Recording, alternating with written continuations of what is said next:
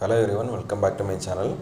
இப்போது லாஸ்ட் ஒரு வாரமாக எல்லா டிவி சேனல்லையும் சரி எல்லா நியூஸ் பேப்பராகட்டும் ரொம்ப முக்கியமான ஒரு நியூஸ் வந்து அப்படியே ரிப்பீட்டடாக வருது. அதாவது ஏமன் நாட்டு அரசாங்கம் வந்து கேரள நர்ஸுக்கு வந்து தூக்கு தண்டனை நிறைவேற்றம் அப்படின்றதான் லாஸ்ட்டு ஒரு 5-4 டேஸாக பேக் டு பேக் அந்த நியூஸ் வந்துகிட்டே இருக்குது.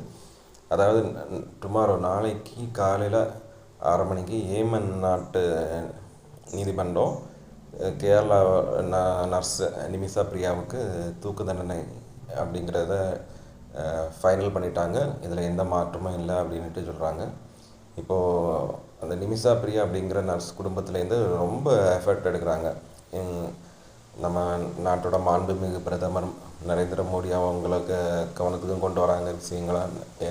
அப்புறமா அதிகமான சோசியல் மீடியா அதிகப்படியான தலைவர்கள் அப்படின்ட்டு அவங்களால எவ்வளோ எஃபர்ட் போட முடியுமோ எல்லா எஃபர்ட்டும் போடுறாங்க. ஆனால் இது வரைக்கும் எந்த பாசிபிளான எந்த ஒரு ரிசல்ட்டுமே வரல அவங்க சைடு. எதுக்காண்டி இவங்களுக்கு இந்த தண்டனை அப்படிங்கிறது தான் நம்ம இதை பற்றி பார்க்க போகிறோம். இவங்க வந்து ஒரு ஏழை குடும்பத்து பெண்மணி. 2009 வருஷம் அவங்களோட 19வது வயசில் வந்து ஏமன் நாட்டுக்கு வந்து ஒரு நர்ஸாக வேலைக்கு போகிறாங்க. அங்கேயே 2-3 வருஷம் வேலை பார்த்துட்டு அப்புறமா ஊருக்கு வராங்க. ஊருக்கு வந்து தோமஸ் அப்படிங்கிறவரை கல்யாணம் பண்ணிவிட்டு அப்புறமா ஃபேமிலியாக அங்கே போகிறாங்க. போயிட்டு அங்கே போன பிற்பாடு அவங்களுக்கு ஒரு பெண் குழந்தை பிறகுது. பெண் குழந்தை பிறந்து கொஞ்ச நாளுக்கு அப்புறம் ஹஸ்பண்டும் குழந்தையும் ஊரில் விட்டுட்டு மறுபடியும் அவங்க மட்டும் எகெயின் ஃபாரின் போகிறாங்க அவங்க சிச்சுவேஷனால். அப்புறமா என்ன ஆகுதுன்னா, அவங்களுக்கு கொஞ்சம் அதிகமாக பணம் சம்பாதிக்கலாம் அப்படிங்கிற ஒரு ஆசையினால் அங்கே ஒரு கிளினிக் வைக்கிறதுக்கு ரெடி ஆகிட்டாங்க. அங்கே கிளினிக் வைக்கிறதுக்கு தனியாக அந்த நாட்டு கவர்மெண்ட் அப்ரூவ்டு கொடுக்கல.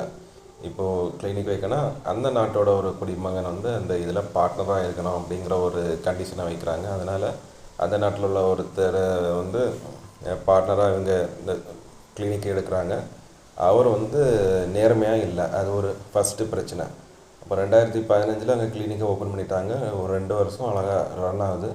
இப்போ அவர் வந்து அந்த இதில் உள்ள ப்ராஃபிட்டை வந்து சரியாக இவங்களுக்கு கொடுக்கல. அப்படியே அதிகப்படியான பணத்தை வந்து அவரே மறைமுகமாக எடுத்துகிட்டு வராரு. என்னொன்று நிறைய தொந்தரவுகள் இவங்களுக்கு பண்ண ஆரம்பிச்சிட்டாரு நிமிஷா பிரியா அவங்களுக்கு. இப்போ அவங்க வந்து லாபத்தை பற்றி யோசிக்காமல் அவர்கிட்ட தப்பிச்சா போதும் அப்படிங்கிற கான்செப்டில் அவங்களுக்கு மயக்க மருந்து கொடுத்து தப்பிக்க பார்க்குறாங்க. அந்த டைமு டோஸ் அதிகமாகி அவர் இறக்குறாரு, அதுதான் விஷயம். ஆனால் வந்து எந்த ஒரு நீதிமன்றமும் அவங்களோட வாதத்தை ஏற்றுக்கொள்ளலை. இப்போ அவங்கள காப்பாற்றணுன்னா